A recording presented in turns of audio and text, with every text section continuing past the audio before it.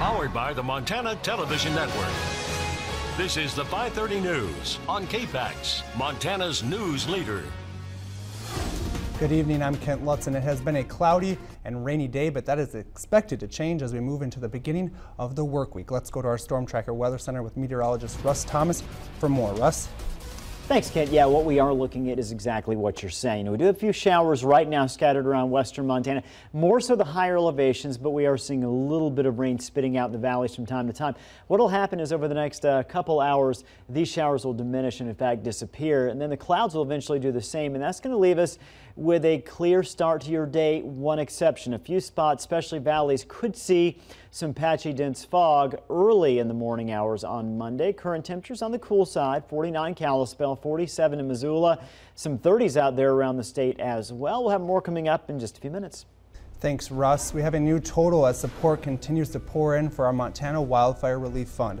Our grand total now stands at more than $422,000. Thank you so much for everyone from Montana and beyond who has donated so far. The money will go directly to Montanans impacted by the summer's devastating wildfires through a grant application process starting Monday, October 9th. If you haven't donated, it's not too late. Go to KPAX.com for more information.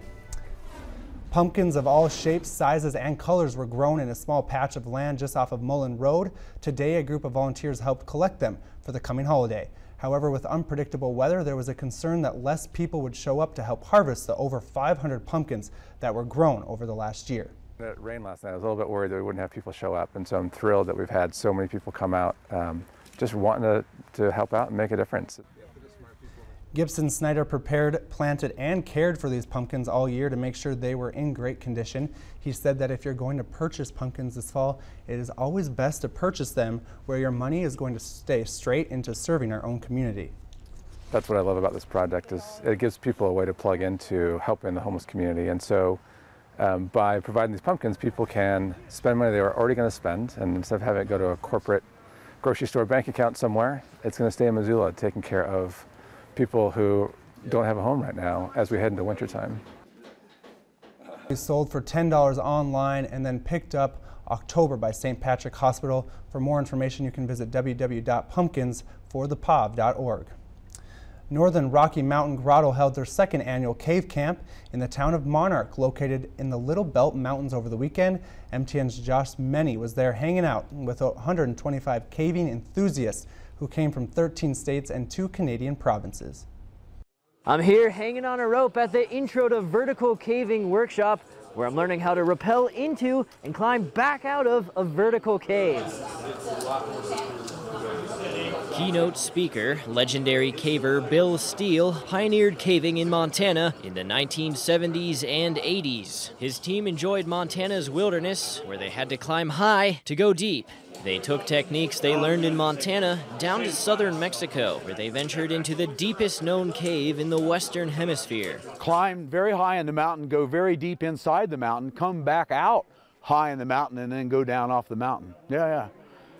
The camp also invited beginners, such as Athena, whose dad, respected in the field, discovered a cave and named it after her. This time at cave camp is like the first time I've ever been on vertical gear, and just yesterday was the first day that I actually climbed up a rope using ascending gear. Today we were learning about how to create a pulley system to go save fellow cavers. Another aspect, stewardship. The camp held a cleanup and graffiti removal of nearby Lick Creek Cave. There's a lot of things that can live in caves, and so we want to keep them clean so that they can live there, but still so that the public can go in and see the caves. Really the goal of Cave Camp is to build community. Caving, we don't advertise these trips on the website. We more just try to meet people and bring them together and talk about stuff that way. There were also geology and biology workshops, and on Sunday, members explored 22 different caves in the area. In Monarch, Josh Meny, MTN News. Montana has more than 400 caves, with about half requiring vertical climbing. On Saturday, St. Vincent Healthcare in Billings hosted its 39th annual Saints Ball fundraiser. Organizers say the goal was to focus on the spiritual care the facility provides to patients. We have full-time chaplains that are on 24 hours a day, 7 days a week, and they really are there for people in their darkest moments. A lot of these people are going through some really trying times, all ages, whether it's infants all the way up to the elderly. And it's very important to have these services. They provide comfort and healing and are there during a really trying time. The program has trained chaplains who serve as a source of support, guidance, companionship, and hope during a patient's journey. St. Vincent staff says the program is powerful when combined with the clinical excellence of medical experts. Last night's goal aimed to raise more than $1 million to benefit that program. You'll probably never catch Montana's newest fish species, but as Winston Greeley shows us in this week's outdoor report, Cisco are those secret fish, and they help you catch the big fish you hope to catch.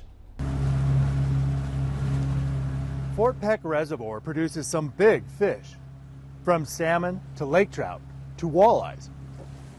Fish biologists say the secret to these large fish are Cisco. Looking particularly at walleye, the size structure changed, after Cisco had become established. We started seeing more fish over, say, 25 inches, close to 30 inches, and it really changed the dynamics of the fishery. Cisco, also known as lake herring, were stocked in Fort Peck in 1984. Found only here and in Tiber Reservoir, this non-native plankton-eating fish is the equivalent of a double bacon cheeseburger to the popular game fish anglers see. Definitely providing a lot of nutrients out there for those bigger fish, and that's why we see 30-inch walleyes on an annual basis out here in Fort Peck, and big lake trout, big pike, and big salmon. And even though the reservoir's Cisco population can be cyclical, the last 6 years has seen a Cisco boom. In these last few years, we've seen good reproduction, but really we've seen, our pike, our walleye, lake trout, salmon, all those larger predatory species are, kind of at or above long-term averages. So they're eating them and they're utilizing them. 6. I'm Winston Greeley, out among Montana's fish, wildlife, and parks. Cisco naturally reproduce in Fort Peck Reservoir. Coming up after the break, anti-nuclear weapon group wins the Nobel Peace Prize after efforts to achieve treaty prohibition.